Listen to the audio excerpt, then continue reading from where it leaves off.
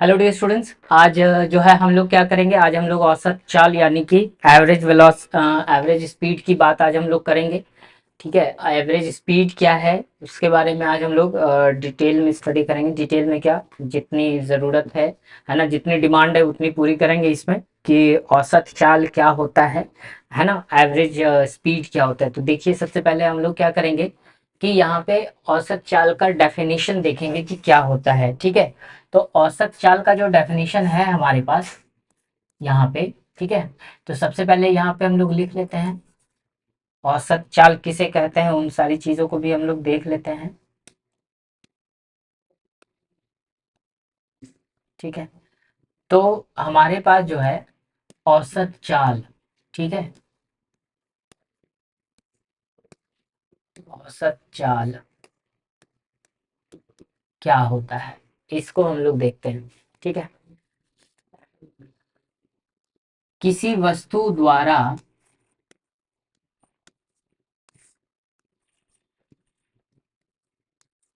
किसी वस्तु द्वारा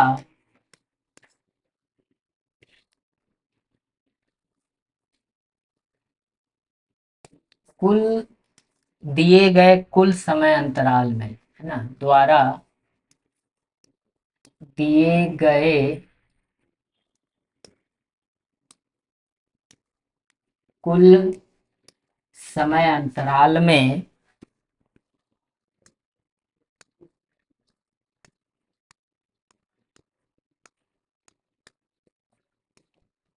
अंतराल में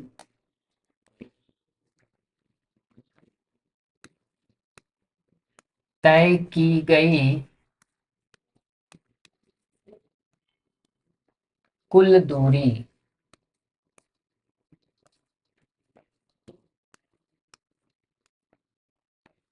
है ना, तय की गई कुल दूरी उस वस्तु की औसत चाल कहलाती है।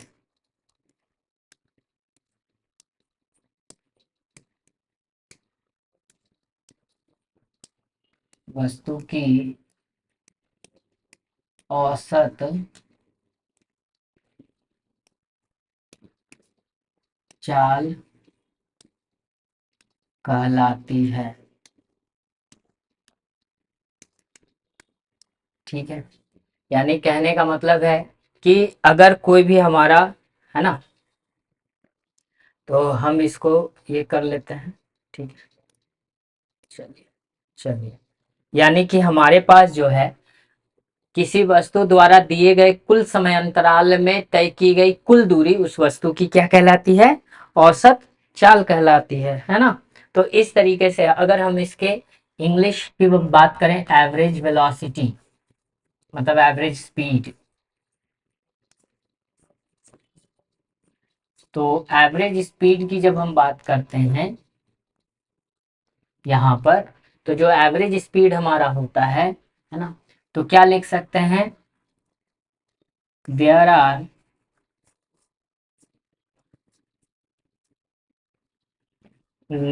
या फिर देयर आर को हटा देते हैं, यहाँ पे हम लिखते हैं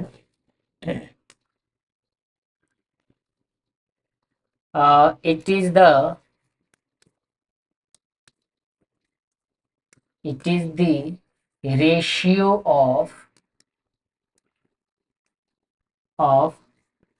total distance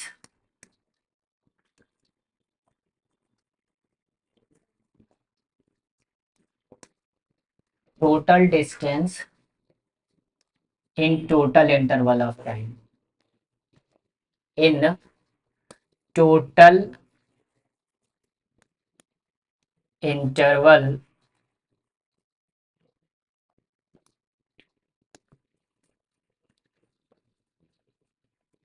interval of time, ये चीज हमारे पास होता है। ठीक है, यानी कि हम इसमें हम कह सकते हैं कि जो एवरेज स्पीड होता है ना, एवरेज स्पीड यहाँ पे हम लोग लिखते हैं, इसका फॉर्मूला होता है total distance,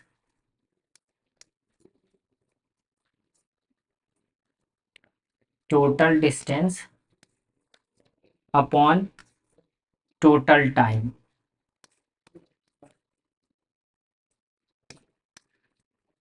upon total time, ये होता है आपका एवरेज स्पीड। ठीक है, यानी कि अगर हम इसका हिंदी लिखें तो कुल दूरी बटा कुल समय, कुल दूरी बटा कुल समय।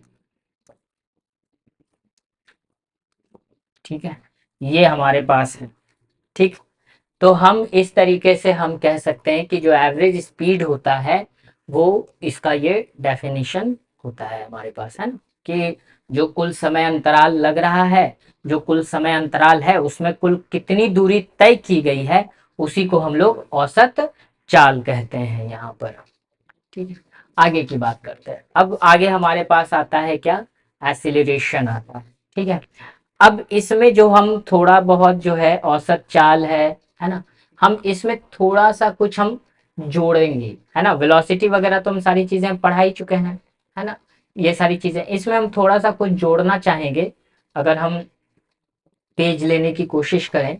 ठीक है, थोड़ा सा हम ये जोड़ेंगे क्या, कि हमारा जो है स्पीड की भी अपनी एक वेलोसिटी, अपना एक टाइप होता है। तो खैर हम उसको हम बता देंगे, है ना। फिलहाल हमारे पास जो है हम उस चीज पे कंसंट्रेट करते हैं, है ना, और भी डिटेल्स इसमें चलेंगे।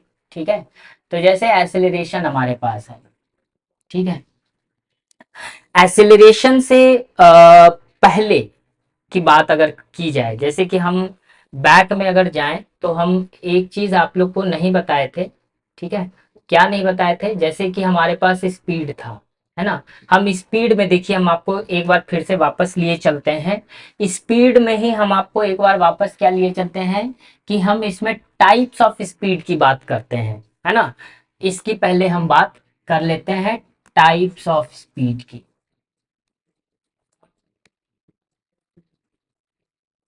ठीक है, यानी कि चाल के प्रकार की, चाल के प्रकार की, है ना। तो देखिए, चाल का जो प्रकार हमारे पास होता है उसकी हम बात कर लेते हैं।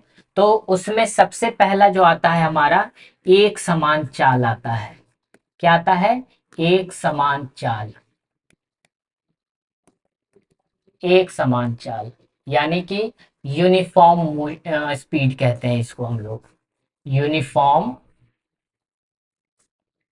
स्पीड। ठीक है, यूनिफॉर्म स्पीड कहते हैं हम इसे। तो यूनिफॉर्म स्पीड क्या होता है, सिंपल थोड़ा थोड़ा हम डेफिनेशन लिख लेते हैं जल्दी जल्दी, है ना।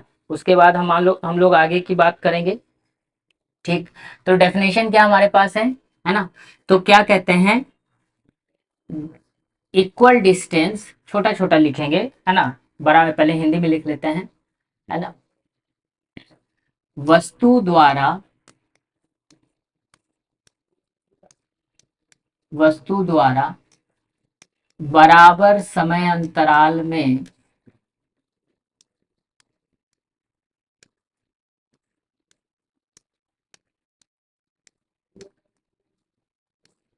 अंतराल में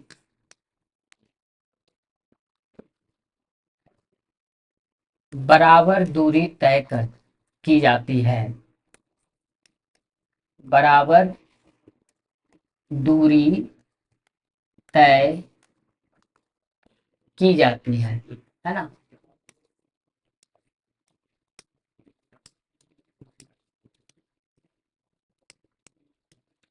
यानी कि कहने का मतलब है कि यूनिफॉर्म स्पीड जो होता है, अगर हम इसके डेफिनेशन की बात करें तो इसका इंग्लिश में लिखेंगे क्या, equal distance,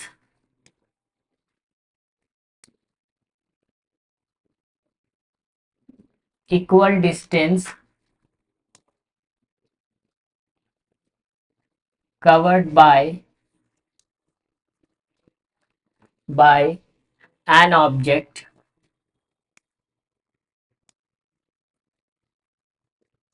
an object in equal interval of time, in equal interval of time. ठीक है, यानी कि कहता है इक्वल डिस्टेंस, यानी कि वस्तु द्वारा जो है बराबर दूरी तय की जाती है बराबर समय अंतराल में। इसको हम लोग क्या कहते हैं, इसको हम लोग कहते हैं यूनिफॉर्म स्पीड। बात समझ में आ रही है यहाँ पर? चलिए, अब यहाँ पे दूसरा जो होता है वो हमारा होता है असमान चाल। असमान चाल, ठीक है, यानी कि जिसको कि हम लोग नॉन यूनिफॉर्म मोशन कहते हैं। नॉन यूनिफॉर्म मोशन, ठीक है। अब नॉन यूनिफॉर्म मोशन जो हमारे पास है ये क्या है, ये ये क्या होता है, तो हम यहाँ पे लिखेंगे वस्तु द्वारा, है ना, वस्तु द्वारा बराबर समय अंतराल में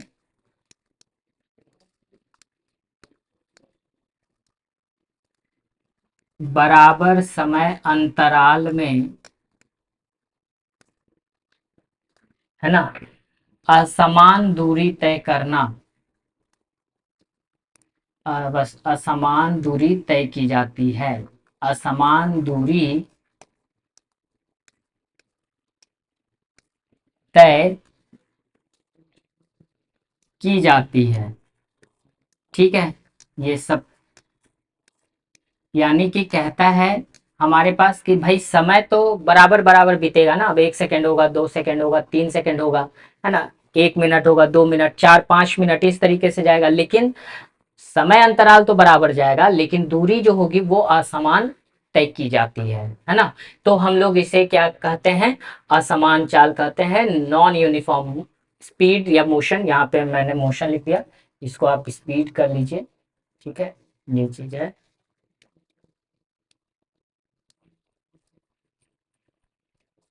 अगर इंग्लिश की बात करें तो इंग्लिश में यहाँ पे हम लिख देते हैं, है ना, अनइक्वल डिस्टेंस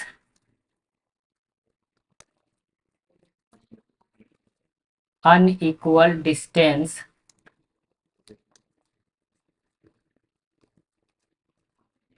covered by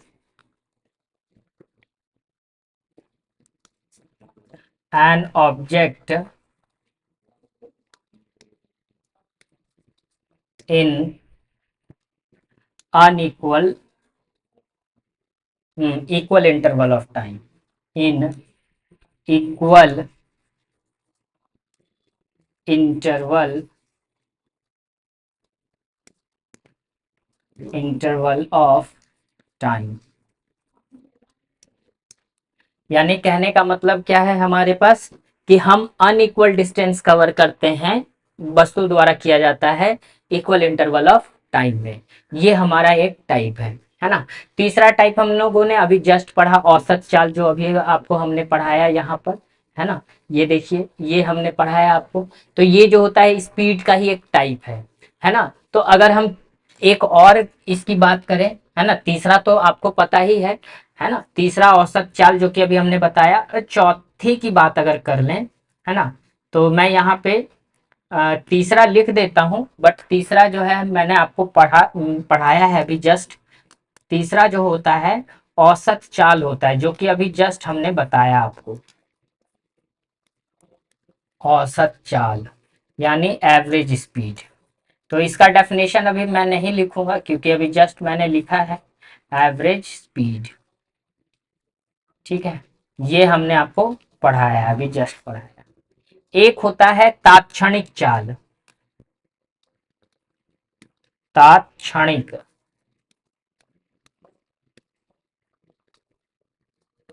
तात्क्षणिक चाल यानी इंस्टैन्टेनियस, इंस्टैन्टेनियस स्पीड, है ना। इसमें इंस्टैन्टेनियस स्पीड जो होता है एक मैथमेटिकल रूल होता है, मैथमेटिकल फॉर्मूला होता है ना। तो मैथमेटिकल फॉर्मूला जो होता है यहाँ पे हम लोग इसको क्या कहते हैं, जो तात्क्षणिक चाल होता है ना, इसमें हम लोग स्पीड का फॉर्मूला लिखते हैं dx/dt। ठीक है, ये लिखा जाता है। इसको कहीं भी आप लोग देखिएगा, जब तात्क्षणिक चाल इंस्टैन्टेनियस स्पीड की जब बात कर की जाती है, तो इसमें लिमिट लगा करके डेल्टा टी टेंस टू 0 किया जाता है, और यहाँ पे डेल्टा x/डेल्टा टी होता है।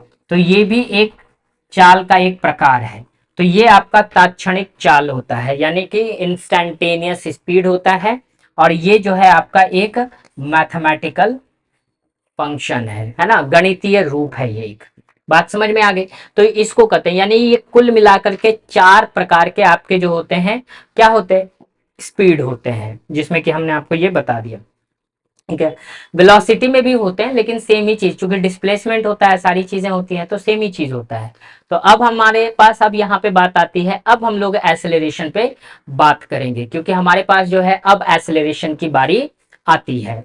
ठीक है, अब त्वरण की बारी आती है कि हम लोग त्वरण किस तरीके से करते हैं। ठीक है, त्वरण क्या होता है, अब त्वरण की बात करें तो देखिए, यानी कि जो त्वरण है हमारा, त्वरण यानी कि एसिलरेशन,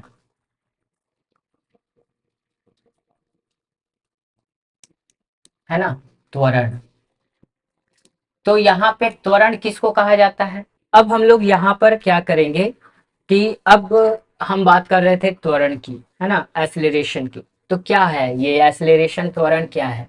तो हम इसको कहते हैं वेग परिवर्तन, वेग परिवर्तन की दर को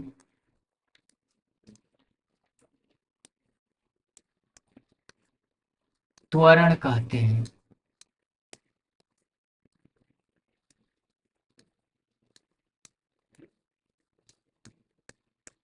ठीक है, वेग परिवर्तन की दर को कोई क्या कहेंगे, त्वरण कहेंगे। इंग्लिश में अगर इसके बारे में लिखा जाए तो क्या लिख सकते हैं, the rate of, the rate of change of velocity, the rate of change of velocity जो होता है वो आपका क्या कहलाता है, त्वरण कहलाता है, एसिलरेशन कहलाता है। ठीक है, तो हम इसको जो है इस तरीके से लिखते हैं, a बराबर v-u/t। ठीक है, ये इसका फॉर्मूला होता है। इसके कुछ स्टार मार्क वाले कुछ पॉइंट्स हैं इसके, है ना, जैसे आप लोग इसका लिख सकते हैं क्या, यह एक क्या है, सदिश राशि है। यह एक क्या है, सदिश राशि है ना, सदिश राशि है। यह एक सदिश राशि है। दूसरा इसका पॉइंट हमारे पास क्या हो जाएगा, है ना, इसका एसआई मात्रक, इसका एसआई मात्रक क्या होता है, इसका एसआई मात्रक मीटर प्रति सेकंड स्क्वायर होता है, इसका एसआई मात्रक होता है। ठीक है, तीसरा इसका क्या होता है, इसका विमीय सूत्र। ठीक है, इसका विमीय सूत्र जो होता है वो क्या होता है, तो इसका विमीय सूत्र आपका होता है m0l t-1 सॉरी t-2, है ना, m0l1 t-2, या सिंपली और इसको जो है ऐसे ही लिखते हैं, सिंपली लिखते हैं lt-2। ठीक है, ये इसका जो होता है डायमेंशनल फॉर्मूला होता है। ठीक है, इसका ये विमीय सूत्र होता है। समझ गए बात को, ये चीज है। तो ये आपका जो होता है क्या होता है, ये इसका विमीय। तो ये इसके कुछ पॉइंट्स होते हैं। एसेलरेशन, टाइप्स ऑफ एसेलरेशन की बात करता है यहाँ पे, है ना, त्वरण के प्रकार यहाँ पे बात होती है, त्वरण के प्रकार, है ना, त्वरण के प्रकार। तो त्वरण के प्रकार में ज्यादा बात नहीं करते हैं, दो तरह के त्वरण होते हैं, एक पॉजिटिव और एक नेगेटिव होता है ना। यानी कि types of acceleration, types of acceleration. तो टाइप्स ऑफ एक्सेलरेशन में क्या होता है, आपके दो तरह के होते हैं टाइप्स ऑफ में। पहला नंबर का होता है पॉजिटिव एक्सेलरेशन, है ना, पॉजिटिव त्वरण यानी धनात्मक त्वरण। और दूसरा हमारे पास बी नंबर का ऑप्शन होता है हमारा नेगेटिव, यानी कि आपका जो होता है नेगेटिव त्वरण, यानी कि ऋणात्मक त्वरण होता है हमारा, ठीक है, यानी कि पॉजिटिव एक्सेलरेशन।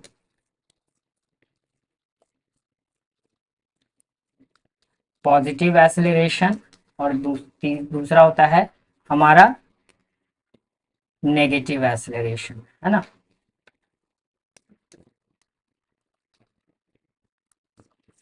ये दो ही तरह के त्वरण। नेगेटिव एक्सेलरेशन में क्या होता है, वस्तु धीरे धीरे धीरे धीरे रुक जाती है, गति में रहती है तो रुक जाती है। इसको नेगेटिव को हम लोग डी एक्सेलरेशन भी इंग्लिश में कहते हैं, डी एक्सेलरेशन। इंग्लिश में डी है, बाकी हिंदी में त्वरण ही रहता है, उसमें कोई दो राय वाली बात नहीं है। बात समझ में आ रही है यहाँ पे। तो हम लोग नेगेटिव यानी कि ऋणात्मक त्वरण को डी एक्सेलरेशन भी कहते हैं। इसमें बॉडी क्या होती है, धीरे धीरे रुक जाती है, बदलाव आते हैं इसमें, ठीक है। और इसमें क्या होता है, धीरे धीरे इंक्रीज करता है, जो धनात्मक होता है वो इंक्रीज करता रहता है। बात समझ में आ रही है यहाँ पे। तो ये सारी चीजें होती हैं। तो अब यहाँ से क्या होता है कि एक्सेलरेशन का तो ये फॉर्मूला, एक्सेलरेशन का फॉर्मूला हम लोग ये भी पढ़ते हैं। एक्सेलरेशन इज इक्वल टू, यहाँ पे पढ़ते हैं लिमिट, फिर लगाते हैं delta t tends to zero, और फिर delta v by delta t कर देते हैं, जिसको कि बाद में जो है इसी को लिखा जाता है acceleration is equal to d v by d t, ठीक है। एक्सेलरेशन इज इक्वल टू क्या लिखा जाता है, d v by d t. और क्या लिख सकते हैं एक्सेलरेशन को, और एक्सेलरेशन को लिख सकते हैं D square x by d T square, ये भी लिख सकते हैं एक्सेलरेशन को। ये भी फॉर्मूला हमारे पास होता है। यानी कि एक्सेलरेशन को, यानी हम क्या करते हैं ना, वेलोसिटी को बदल देते हैं उसके डिस्टेंस में, ठीक है। तो ये हमारा आ जाता है जब इसका डबल, ये डिफरेंशिएशन है। आज जो भी बच्चे क्लास 11 12 पढ़े होंगे, 12 पास कर गए होंगे, वो इस चीज को भली भांति जानते होंगे। जिनका मैथ्स बैकग्राउंड या फिजिक्स बैकग्राउंड से जो होंगे उनको ये चीज अच्छे से पता है। जिनको नहीं पता है उसके लिए मैंने यहाँ पे बता दिया कि ये सारी चीजें आपकी होती हैं, आप इसको नोट कर लीजिएगा, ठीक है। तो त्वरण के प्रकार तो आपको पता चल गए, यानी कि टाइप्स ऑफ एक्सेलरेशन आपका हो गया पॉजिटिव नेगेटिव, है ना। नेगेटिव को डी एक्सेलरेशन भी हम लोग कहते हैं।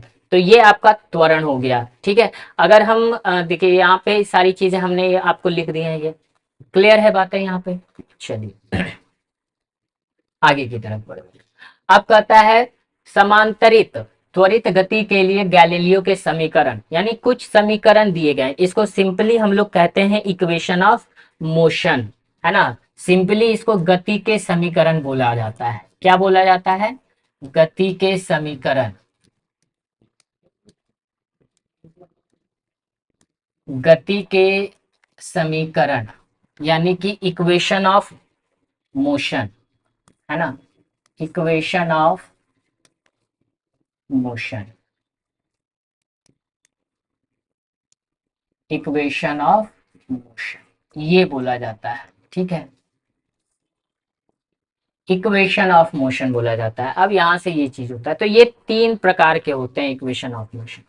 पहला क्या होता है, पहला होता है v is equal to u plus a t होता है, ठीक है, ये चीज होता है। दूसरा आपका होता है, पहला तो ये आ गया, दूसरा आपके पास आता है s is equal to u t plus half a t square, ये आता है, ठीक है। तीसरा आपके पास आता है v square is equal to u square plus two a s, ठीक है। ये चीज आपके लिए रहता है यहाँ पर, ठीक है। बात समझ में आ रही है यहाँ पे।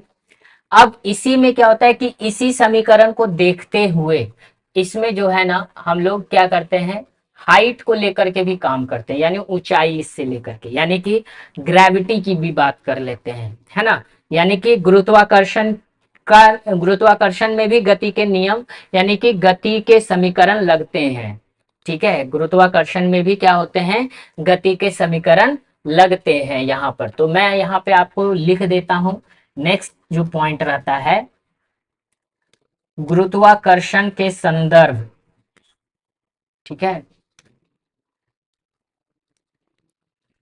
गुरुत्वाकर्षण, गुरुत्वाकर्षण के संदर्भ में गति के समीकरण, यानी गुरुत्वाकर्षण के कारण भी गति तो होती ही है बॉडी की, है ना।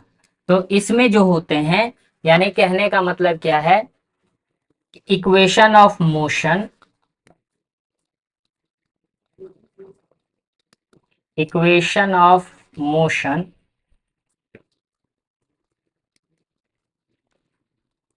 related to gravitation,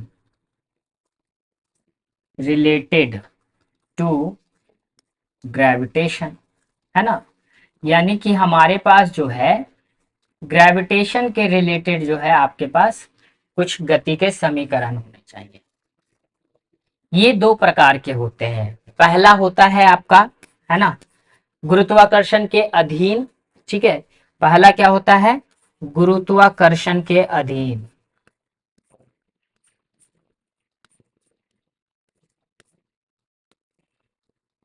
गुरुत्वाकर्षण के अधीन,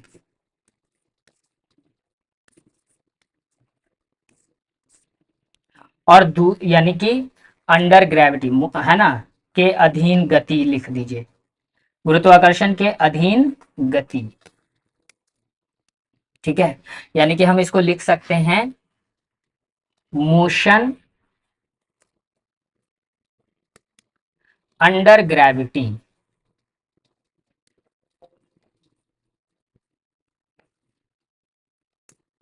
मोशन अंडर ग्रेविटी। और दूसरा हमारे पास होता है गुरुत्वाकर्षण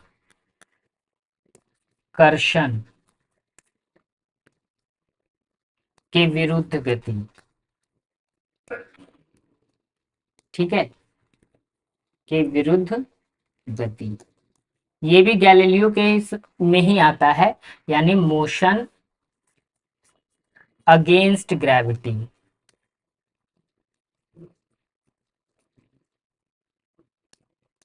अगेंस्ट ग्रेविटी। समझ रहे हैं बात को। ये दो चीजें होती हैं हमारे पास, एक होता है गुरुत्वाकर्षण के अधीन गति, दूसरा होता है गुरुत्वाकर्षण के विरुद्ध गति, ठीक है। तो ये क्या क्या होते हैं, तो देखिए हम यहाँ पे आपको लिखते हैं। सबसे पहला लिखेंगे हम क्या, गुरुत्वाकर्षण के अधीन वाली गति को, है ना। तो इसके लिए भी हम लोग लिखते हैं क्या, v, है ना, is equal to u plus g t. जब वस्तु जब गति कर रही होती है, जब गुरुत्वाकर्षण के अधीन जब गिर रही होती है, तो यहाँ पे v जो हो जाता है वो जीरो रहता है, u जीरो होता है, सॉरी, यहाँ पे क्या होता है आपका, u जीरो होता है।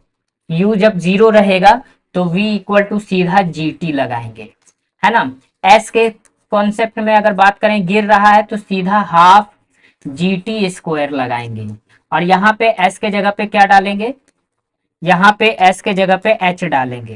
क्या डालेंगे, यहाँ पे s के जगह पे h डालेंगे, हाइट, ठीक है। देख रहे हैं यहाँ पे u जीरो हो जाएगा तो हाफ gt स्क्वायर से बचेगा। और हम जानते हैं कि जब v स्क्वायर, तो v स्क्वायर के संदर्भ में v इज इक्वल टू निकलेगा 2gh, जिसको कि बाद में हम लोग v is equal to root under 2gh भी लिखते हैं। समझ गए बात को। तो ये गुरुत्वाकर्षण के अधीन की गति हो गई, ठीक है। अब यहां से हम सेकंड नंबर पे जो लिखेंगे वो लिखेंगे गुरुत्वाकर्षण के विरुद्ध की गति। तो गुरुत्वाकर्षण के विरुद्ध की गति में जो होता है आपका, जो पहला इक्वेशन बनता है वो बनता है v is equal to u minus g t, ठीक है। तो इसमें क्या होता है, आपका v0 होता है। जब वस्तु को जब आप नीचे से ऊपर फेंकिएगा तो फाइनल वेलोसिटी 0 होती है। तब यहाँ पे सिर्फ u इज इक्वल टू बचता है gt। ठीक है, सेकेंड नंबर का इक्वेशन इसी की तरह होगा, और वो h is equal to u t minus half g t लगेगा, क्योंकि गुरुत्वाकर्षण के विरुद्ध हम गति करवा रहे हैं बॉडी को। ठीक है, ये चीज हो जाएगा। और थर्ड नंबर में अगर हम बात करें, थर्ड नंबर की बात करें यहाँ पर, तो थर्ड नंबर में हमारे पास v तो 0 हो जाएंगे, तो यू स्क्वायर बचेगा 2gh के बराबर। 2gh, इसी को जो है रूट उठा के उधर दे दीजिएगा, तो यहाँ पे बन जाएगा 2gh। क्या बन जाएगा? 2gh। और इसी को हम लोग स्केप वेलोसिटी भी कहते हैं, है ना। यानी कि पलायन वेग भी, इसी पलायन वेग का कोई समीकरण अगर आपसे पूछे ना, इसी को हम लोग स्केप वेलोसिटी भी कहते हैं। क्या कहते हैं? स्केप वेलोसिटी, यानी पलायन वेग, है ना। पलायन वेग, पलायन वेग बताएंगे हम ग्रेविटी में। वैसे हम आपको बता देते हैं पलायन वेग क्या होता है। पलायन वेग वो गति होती है, वो वेग होता है कि उस परिमाण से अगर किसी भी वस्तु को अगर हम फेंकें ऊपर की तरफ अगेंस्ट ग्रेविटी, तो वो क्या करता है, पृथ्वी के गुरुत्वाकर्षण कक्षा को छोड़ के हमेशा के लिए स्पेस में चला जाता है, अंतरिक्ष में चला जाता है। उसी को हम लोग क्या कहते हैं? पलायन वेग कहते हैं, यानी कि स्केप वेलोसिटी कहते हैं हम लोग, है ना। ये चीज होता है। तो हम इससे पलायन वेग का परिमाण भी निकाल सकते हैं। तो परिमाण निकालने के लिए क्या होता है हमारे पास, ये तो गति के ग्राफ आ गए अब, है ना। हम पलायन वेग का परिमाण निकाल सकते हैं। ठीक है, तो हम इसके लिए क्या कर सकते हैं कि जो है हम कहीं पे है ना, हम हम लोग जोड़ सकते हैं पेज को, है ना। पेज को जोड़ेंगे तो पेज हमारे पास इस तरह के आ जाएंगे, है ना। तो अब इसके लिए हमें क्या करना पड़ेगा, हमें इसके लिए कुछ जो है हमें कुछ जो है ये लेने पड़ेंगे, है ना। कलर्स लेने पड़ जाएंगे। अभी तो ब्लैक कलर है, ग्रीन कलर लेना पड़ेगा बैकग्राउंड में, है ना। इस तरह का लेना पड़ेगा।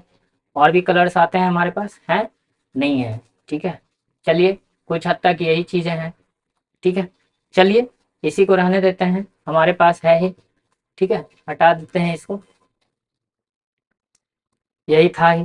ठीक है, तो चलिए हम लोग बात करते हैं। अब इसके बाद का जो पेज हमारे पास है, ये कहाँ भाग गया हमारा लिस्ट? ये तो टोटल 6 पेज आ गए हमारे पास। तो अब जो है हमारे पास जो है, हमें बैक जाना पड़ेगा, एग्जिट होना पड़ेगा। अब हमें स्केप वेलोसिटी बताना था। खैर, स्केप वेलोसिटी हमें बताना था कैलकुलेट करके कि कहाँ से कैसे है, वो हम वापस वहां से हम कर लेंगे। ठीक है, ये सारी चीजें पेज तो हो गई। चलिए हम लोग देखते हैं कि स्केप वेलोसिटी इक्वेशन पे हम लोग आते हैं।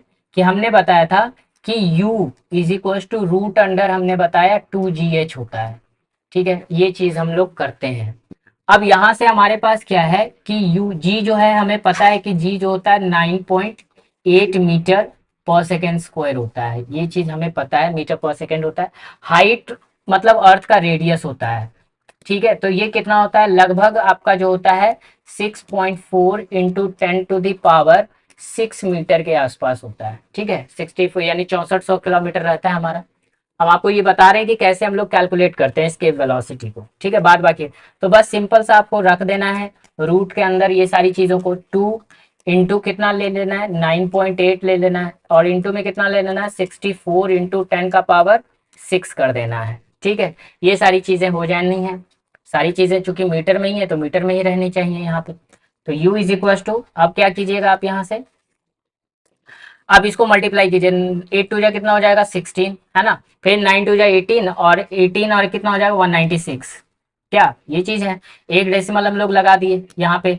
उसके बाद यहाँ पे कितना कर दिए, 6.4 इंटू 10⁻6 कर दिए। अगर हम 2 जीरो हटा देते हैं तो यहाँ पे देखिए आपका कितना बन जाएगा, आपका बन जाएगा 196, इंटू में कितना बन जाएगा 64, और इंटू में कितना बन जाएगा 10⁻4। अब सब देखिए वर्ग में, यानी कि सब वर्ग में आ चुका है आपका।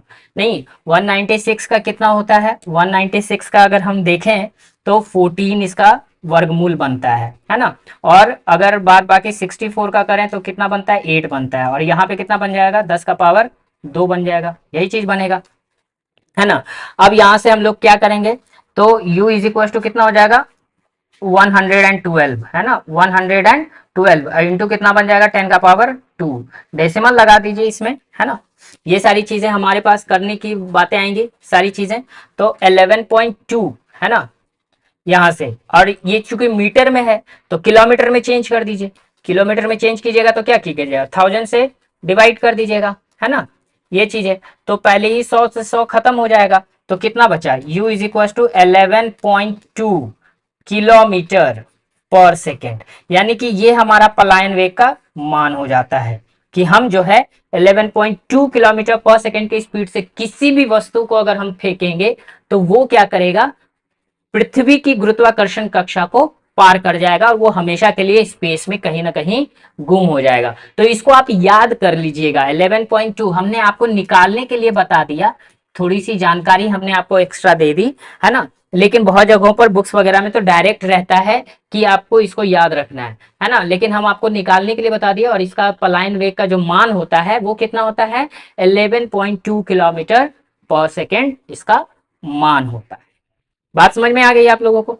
तो ये चीज हमारे पास आज हमने त्वरण के बारे में, है ना, और उसके बाद हमने गति के समीकरण के बारे में हमने पढ़ा, और भी चीजें हमने पढ़ी। उससे पहले हमने चाल के प्रकार को हमने पढ़ा, यानी बहुत सारी चीजों को आज हमने स्टडी किया, ठीक है। और पलायन वेग का मान निकालने के लिए भी हमने सीख लिया। अब हम क्या करेंगे नेक्स्ट क्लास में, जब हम आएंगे तो नेक्स्ट क्लास में हम इसके कुछ ग्राफ्स के बारे में जानेंगे, है ना, कि इसका ग्राफ क्या कैसा होता है, क्या होता है इसका ग्राफ हम लोग देखेंगे, ठीक है। इसका हम लोग ग्राफ देखेंगे, है ना, यूनिफॉर्म मोशन का, नॉन यूनिफॉर्म मोशन का, सबका हम लोग क्या देखेंगे, ग्राफ देखेंगे, ठीक है। और फिर डिटेल में ग्राफ को भी स्टडी करेंगे, और फिर गति के समय यानी कि गति को, यानी कि मोशन वाले इस चैप्टर को और आगे बढ़ाएंगे। इसमें भी और भी बहुत सारी चीजें पढ़नी है। तब तक के लिए आप लोग मस्त रहिए, हंसते रहिए, खेलते रहिए, खाते रहिए, पढ़ते रहिए। तब तक के लिए थैंक यू सो मच।